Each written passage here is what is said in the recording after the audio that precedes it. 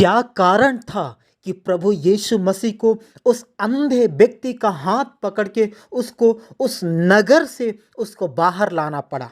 यही वो कारण था मेरे प्रियो कि प्रभु जिस नगर में पहले ही आश्चर्य क्रम कर चुका था, जिस नगर में अपना परिचय रख दिया था, उस नगर के लोगों ने आश्चर्य क्रम देखकर भी जब प्रभु ने ये कहा लोगों को कि मन फिराओ, परमेश्वर का राज्य निकट है, तब लोगों ने मन फिराना ना चाहा। परंतु वे लोग जो शारीरिक दशा में बीमार की अवस्था में आए थे, जिनकी अवस्था सही नहीं थी, उनके जीवन में प्रभु यीशु मसीह ने अपने आश्चर्य क्रम को उंडेला। इसके बावजूद अनेकों लोग वहां ऐसे थे जिन्होंने प्रभु यीशु मसीह की उस मन फिराने की बात को नहीं सुने और मन नहीं फिराए। वे चंगाई तो चाहे और उनके जीवन के ऊपर जिन समस्याओं को लेके वो भीड़ प्रभु यीशु मसीह के पास आई थी, उस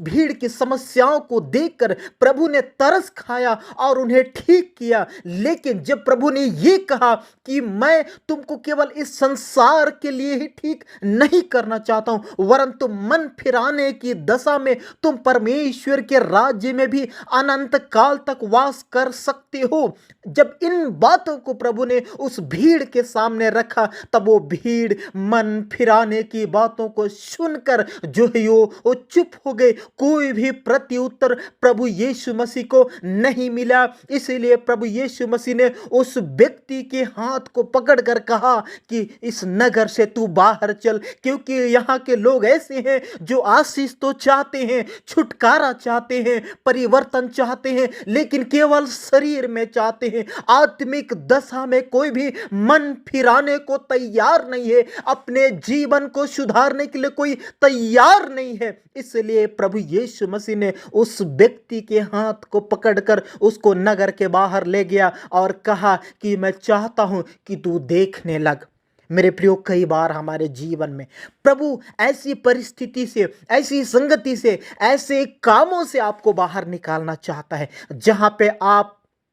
प्रभु की महिमा कर सको। ऐसे नगर से, ऐसी बातों से परमेश्वर आपको बाहर निकालना चाहता है ताकि वो काम कर सके आपके जीवन में। कई बार आपके परिवार में आशीष नहीं आती है, कई बार आपके बच्चे आपका बात नहीं मानते हैं, कई बार जैसा आप सोचते हैं उस प्रकार की बातें, वो काम आपके जीवन में नहीं बन पड़ता है। ये कारण यही है कि कई बार प्रभु हमको चाहता है कि हम उन बातों को देखें, उन परिस्थितियों को हम सुधारें, जिसको प्रभु कहता है कि पहले तुम इन बातों को तुम ठीक करो। मेरे प्रियो, आज हम इस बात को बड़ी गहराई से हम सुने और समझे, क्योंकि प्रभु का वचन कहता है कि मेरे सुनने के कारण मेरे लोग जीवित रहेंगे।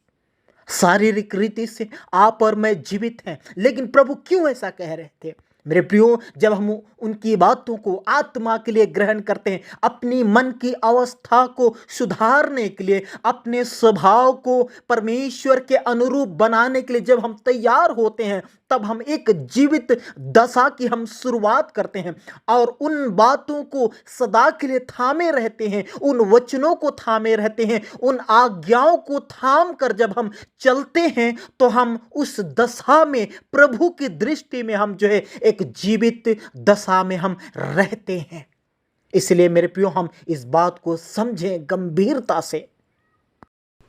आज मुझे कहने दीजिए कि परमेश्वर आपके विषय, मेरे विषय, उन सब लोगों के विषय जिसे परमेश्वर ने एक पौधे के समान सींचा है, सुरक्षा दिया है, आशीष दिया है, बीमारियों से छुटकारा दिया है, ऐसे लोगों के विषय में यीशु ये ना कहने पाए कि ये लोग भी सूर और सैदा के लोगों के समान हैं, जिन्हें आशीष तो मिला, जिन्हें छुटकारा तो मिला, जिन्हें चंगाई तो मिली, लेकिन वो मन फिराने के लिए अब भी तैयार नहीं हैं।